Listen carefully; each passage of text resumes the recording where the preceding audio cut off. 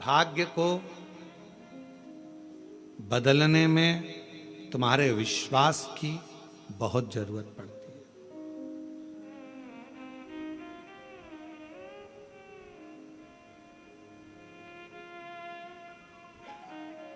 पांच चीजें प्रारब्ध से प्राप्त होती है। पूर्व में जो तुमने अच्छा करा होगा तो पांच चीजें मिलती है। पहले नंबर पर धन तुम्हारा पूर्व में किए गए पुण्य से मिल जाता है, प्रारब्ध से मिल जाता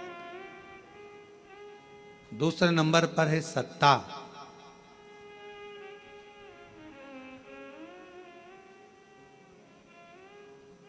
कोई सरकारी नौकरी मिली है, कोई अच्छी नौकरी मिली है, कोई अच्छी जगह पर आप अधिकारी बनकर कोई अच्छी जगह पर पद पर अगर आप बैठे हो, सत्ता में बैठे हो, तो ये पूर्व के प्रारब्ध से मिला है।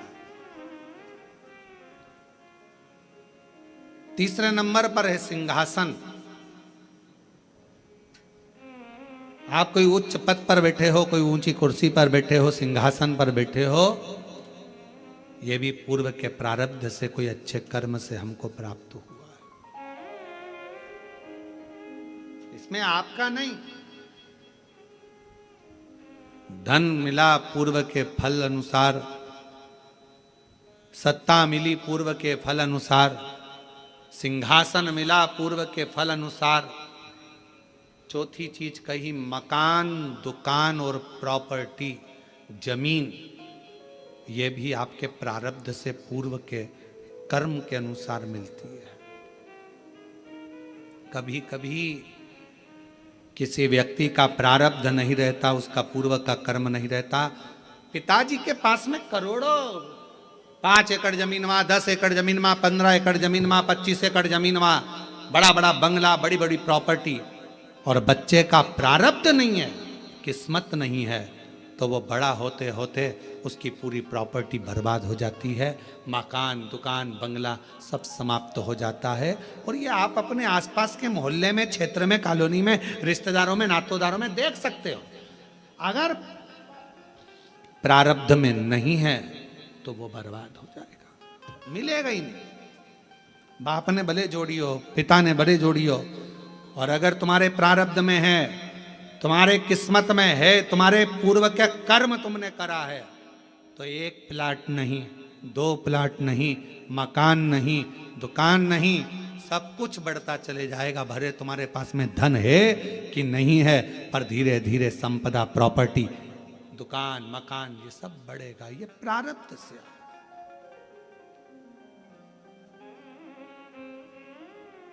और 5वें नंबर पर कहा कि वो प्रारब्ध से मिलता है, पूर्व के कर्म से मिलता है। क्या? तो कहा भगवान का संग, सत्संग, शिव महापुराण की कथा और ईश्वर का संग। यदि आप शिव जी के मंदिर जा रहे हो, शिव महापुराण की कथा सुन रहे हो, भगवान का भजन कर रहे हो, भगवान से जुड़े हुए हो, तो ये तुम्हारा आज का नहीं, पूर्व का कोई प्रारब्ध कर्म होगा, जिसके कारण परमात्मा ने अपने से जोड़ रखा। इस कलिकाल में किसको फुर्सत, किसको फुर्सत? आपके पास भी समय नहीं है। आप लोग वो तो यहाँ आए हो, मन है कि हमें कथा सुनना है, सावन के महीने की कथा सुनना है। आपके पूर्व का कोई प्रारब्ध होगा, आपके पूर्व का कोई कर्म होगा। कोई पिछले जन्म के अच्छे कर्म मुझे बाबा तेरा साथ मिला, कोई पिछले जन्म के अच्छे कर्म मुझे बाबा तेरा साथ मिला। जहाँ सारी दुनिया झुकती है, जहाँ सारी दुनिया झुकती है, मुझे वो आली दरबार मिला, दरबार। कोई पिछले जन्म के अच्छे कर्म मुझे बाबा तेरा साथ मिला। कोई पूर्व का कर्म होगा, अच्छा होगा, कोई पूर्व में कोई प्रारब्ध तुम्हारा अच्छा होगा, इसलिए भगवान के सत्संग से, कथा से, स्मरण से तुम जुड़े हुए हो।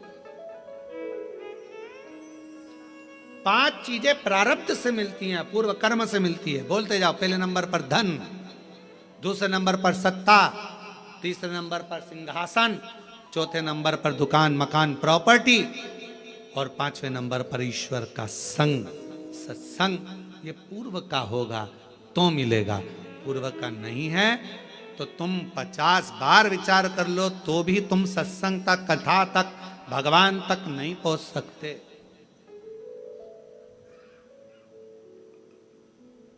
बहुत मुश्किल।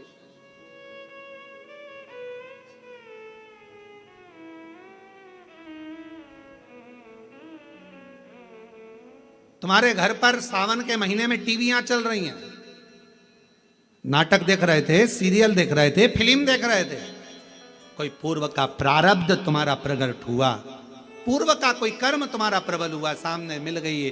टीवी चालू करते से आस्था चैनल चल गया और शिव महापुराण की कथा 1 बजे से 4 बजे तक ऑनलाइन कोरबा से सुनने का मौका मिल गया। ये पूर्व का प्रारब्ध था।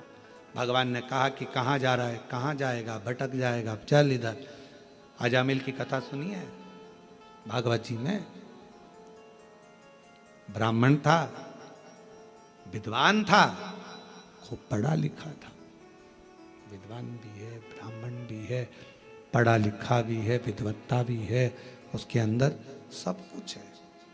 भगवान का भजन भी करता था बाल्यावस्था में। ऐसा नहीं कि बाल्यावस्था में भगवान का भजन नहीं करा अजामिल ने। उठाओ, श्रीमद् भागवत में वर्णन आता है। श्रीमद् भागवत कथा कहती है कि अजामिल बचपन से शिव भगवान की, राम की, कृष्ण की, नारायण की भक्ति करता, नारायण का भजन करते करते करते करते करते करते समय बीत गया, समय बीत